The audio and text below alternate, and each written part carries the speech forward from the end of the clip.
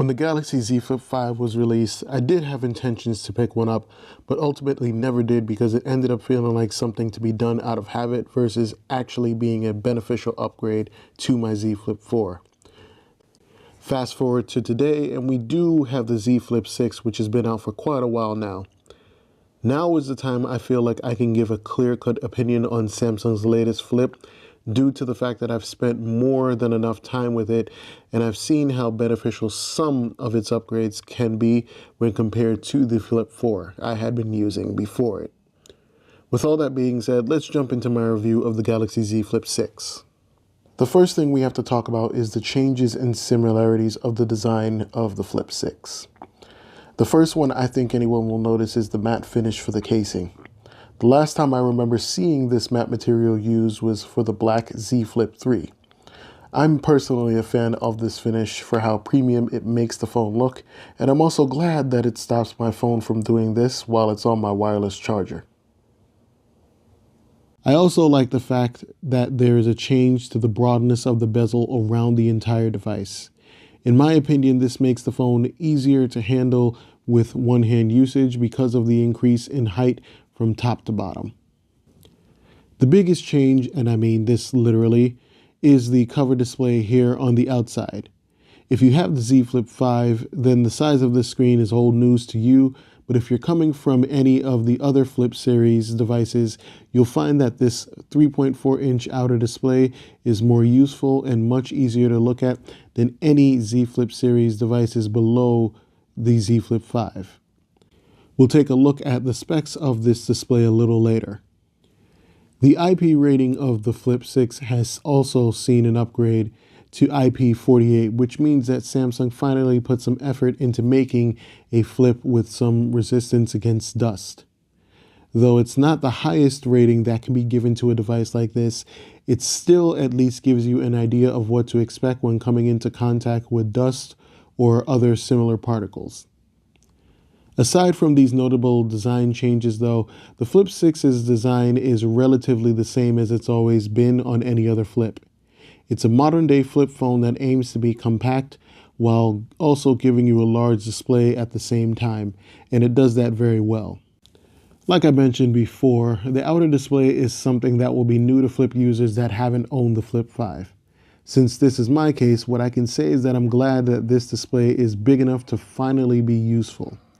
At 3.4 inches, you can get a fair amount done on this screen since it's now big enough to be used like a normal display. This is especially true when you download Samsung's Good Lock suite of apps and use the launcher widget. This will allow you to natively use apps on this cover screen, making it so that you don't have to open to the bigger display nearly as much. Essentially, whatever you were able to do on any Flip cover screen before the Flip 5, you can now do it with a much more usable screen real estate. The main display is as good as it's been on any Flip. It retains the same FHD plus resolution that the past two Flips have, but I've always found nothing wrong with its quality.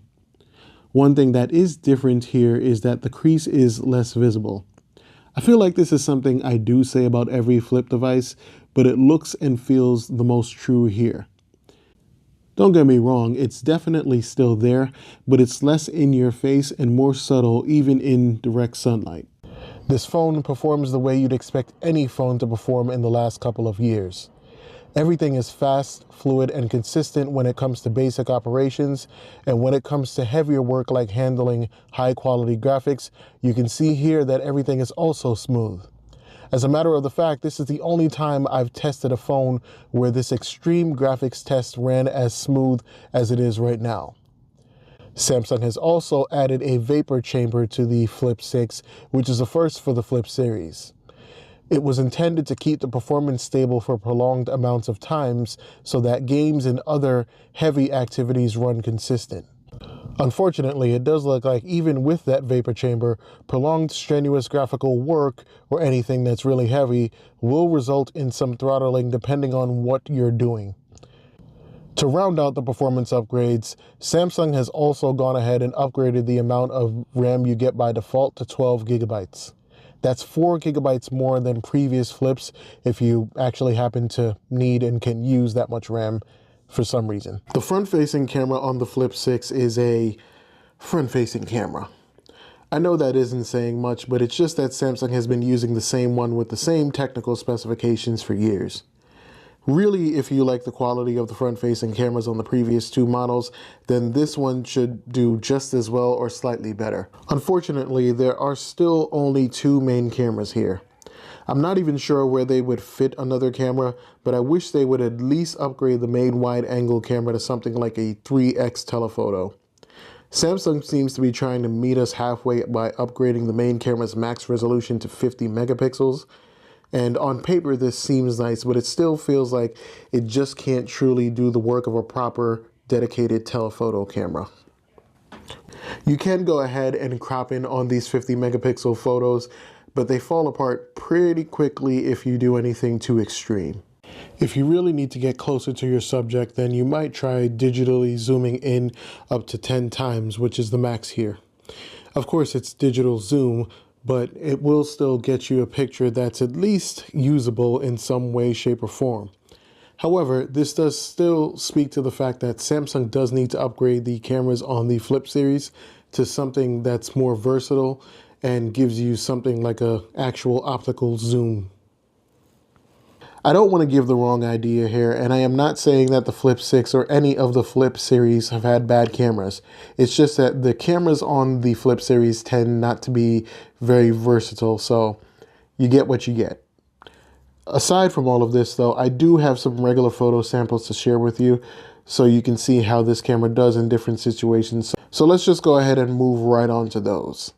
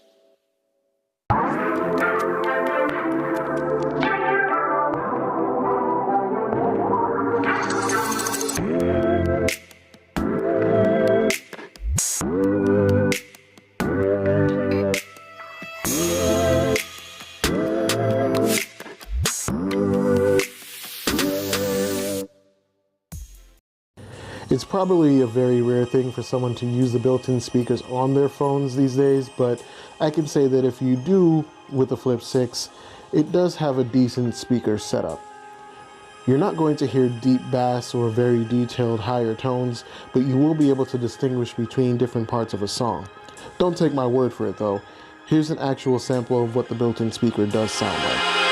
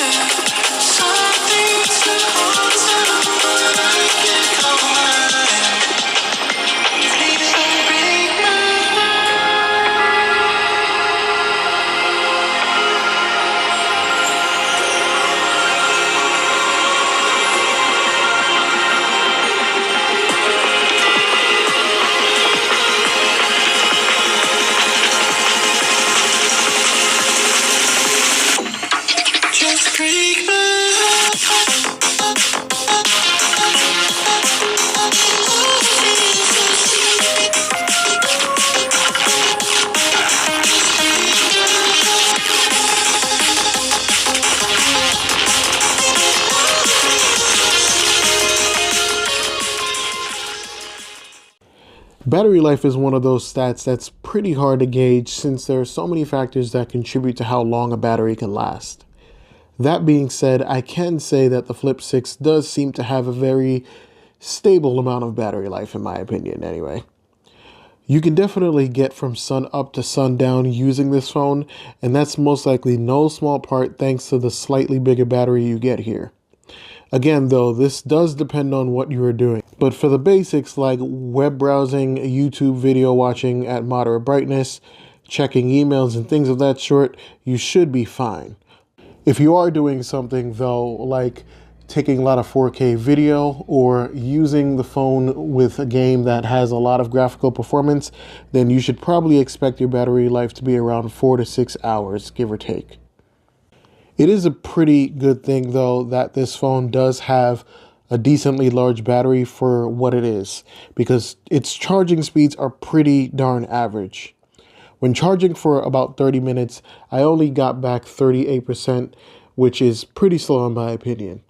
This is still due to Samsung's heavy resistance to upgrading its charging speeds from 25 watts, which is the max you can charge the Flip 6 at. There are other manufacturers with less popular phones that have surpassed Samsung's charging speeds, so it just feels like there's no excuse here. Usually I don't include anything about software in my reviews if it's not necessary, but I thought I would mention this. If you are someone who uses the Edge panels on Samsung's devices, you'll want to know that you won't be able to download any new ones here anymore. Oddly enough, you can still do this on the Z Flip 5 and the Z Flip 4 last time I checked, but I wouldn't be surprised if this feature gets removed in upcoming software updates to those phones. So with all of that technical stuff out of the way, the one question on everybody's mind, I'm pretty sure, is should you buy the Flip 6? Well, in common fashion for me, I'm not going to give you a straightforward answer, and I'm going to say yes and no. I'd say no if you have a fully working Z Flip 5 that has no major mechanical or physical issues. Even with the boost in megapixels and the bigger battery you get with the Flip 6 when compared to the Flip 5, I feel like I couldn't in good consciousness tell someone that they should upgrade from the Flip 5 to the Flip 6, because I personally don't feel like you'd see such a significant difference that it warrants you spending money even with the upgrade. My answer changes to a confident and complete yes if you do have the Flip 4 and under. That strong yes is based on the massive improvement in size to the cover screen, making the Flip series more of a convenient device than it already was. The biggest gripe I personally had with the Flip series is that I have to open up the phone to get every single thing done, but with the increase in size to the cover screen, that's just not much of an issue anymore. I'm not saying it's going to be the end-all be-all, but the size of this cover screen does allow you to get some tasks done that you'd normally have to open up the phone for. Things like some quick, non-intricate web browsing, sending a text message, or using Google Maps while you're hiking and don't want to fumble your phone can all be done on this cover screen. You do at least also get the bigger battery, even if that battery does charge a bit slower. Those would be the two main things I would think would be worth the upgrade from anything the Flip 4 and under. That is pretty much all I have to say about the Z Flip 6 and what I think after having used it for a long time now. Now, as always, I do hope that this review was helpful. If it was, please let me know in the comments. If there are any clarifying questions also, please put those in the comments and I will get back as fast as I can. I also do have some other reviews that will be posted at the end of this video, so go ahead and take a look at those. Anyway, with all that being said, I thank you for watching this video, and I will see you in the next video.